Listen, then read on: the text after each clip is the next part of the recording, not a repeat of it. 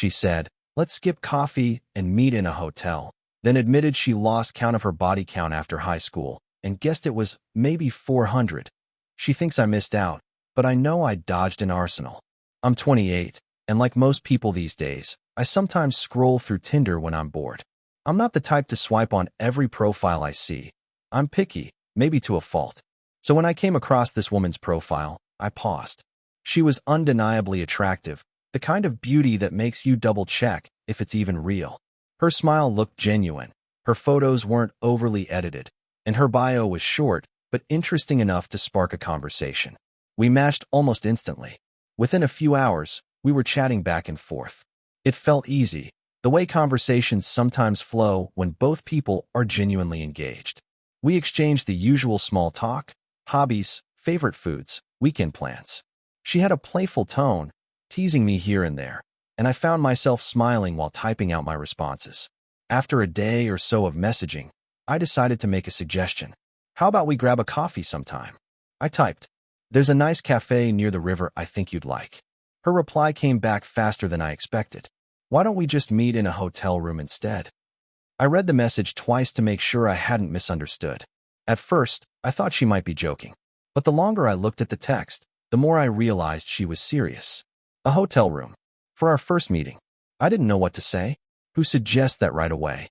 My initial reaction wasn't excitement. It was confusion, maybe even a little concern. I'm not a prude, but skipping straight to a private room without ever meeting in public felt off. That's a bit unexpected," I finally replied, trying to keep my tone neutral. "Why not start with something simple like coffee?" She sent a laughing emoji, followed by, "Come on, it'll be more fun." The more I thought about it, the more uneasy I felt. Maybe it's just my personal preference, but meeting someone in a public space first is a safety thing for me. Not just for her, but for both of us. Plus, it gives you a chance to actually talk and see if there's any real connection beyond looks. Her push for a hotel so soon made me pause. Was this just her being extremely forward, or was there something else going on? My mind started running through possibilities, none of which made the idea sound any better. I decided not to agree to anything on the spot. Instead, I steered the conversation in a different direction, partly because I didn't want to come across as judgmental, but also because I wanted to understand her a little better before making any decisions.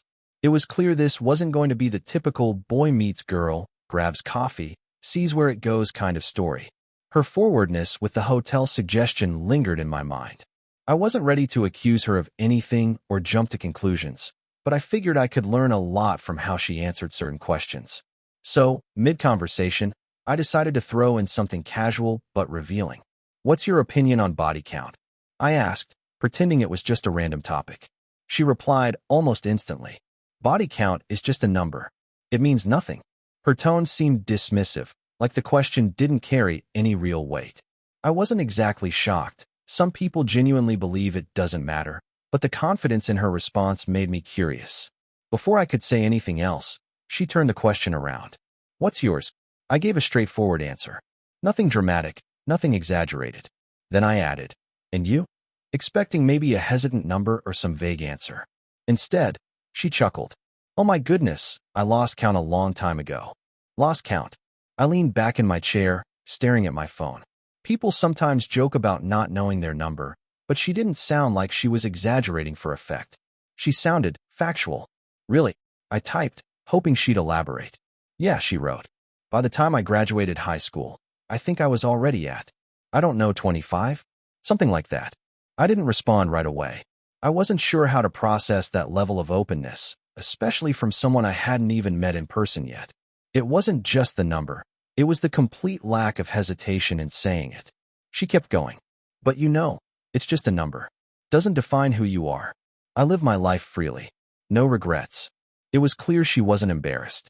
If anything, she seemed proud of her experiences. I could respect her honesty on some level, but it also left me wondering what I was getting myself into. Our conversation had shifted completely. The playful back and forth from earlier was gone. Now I was listening more carefully, reading between the lines, trying to figure out what kind of person she really was.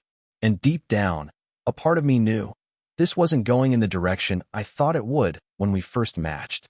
She didn't wait for me to ask the next question. It was like she knew I was curious and decided to just lay it all out.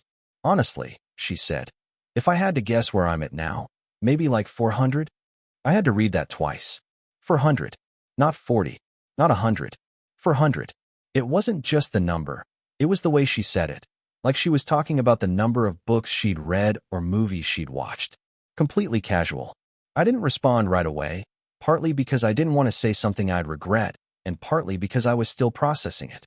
The mental math of how that was even possible wasn't helping me feel any better. She followed up almost immediately, maybe sensing my silence. But you're safe now, she typed. I'm not in a relationship or anything. I'm free. That was meant to be reassuring, I think, but it didn't have the intended effect. Instead, it hit me how differently we viewed intimacy. For her, it seemed like just another activity. For me, it meant something more. I could feel my interest slipping away, even though we were still mid-conversation. I wasn't angry, and I wasn't about to lecture her about her choices. She was free to live how she wanted, but that didn't mean it was right for me. It was one of those moments where you realize you're talking to someone who exists in a completely different lane of life. Same age, same city, same dating app, but worlds apart in values and expectations. If I'm honest, a small part of me was disappointed. She was attractive, witty, and confident, but the way she framed her history and the nonchalance with which she treated it made me see her in an entirely different light.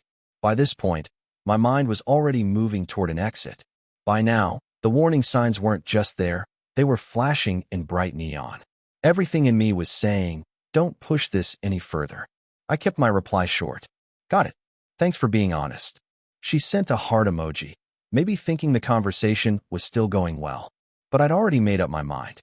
Without overthinking it, I closed Tinder, went to our chat, and hit unmatch. Her profile disappeared instantly. Then I went to my phone and deleted her contact from where I'd saved it earlier. It wasn't about judging her or trying to shame her for her past. She could live however she wanted. That was her choice.